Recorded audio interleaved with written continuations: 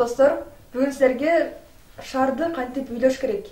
Башта айтканда ооз менен эмес, башкача жол менен, химиялык жол менен кантип үйлөсө болот. Ошол туурасында силерге айтып беребиз. Ал үчүн бизге аш содасы, уксус жана желим бөтөлкө керек.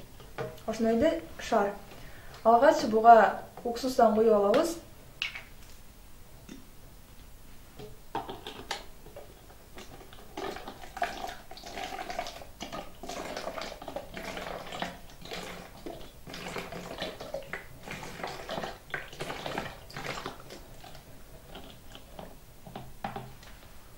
Уксус куюп алгандан кийин буга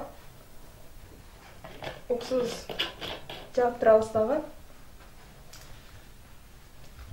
Шарга содадан салабыз.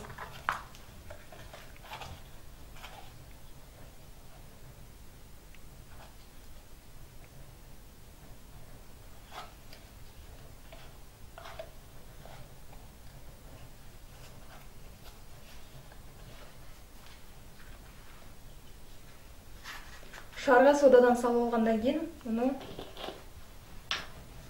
бөтөлкөнүн оозуна бекитебиз дагы.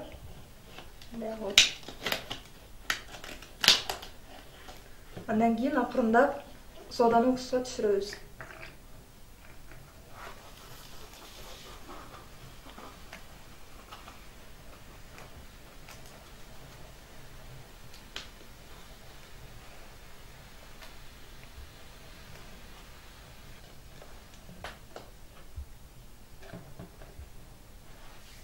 Мына балдар ушундай үлөңгө шар пайда болду.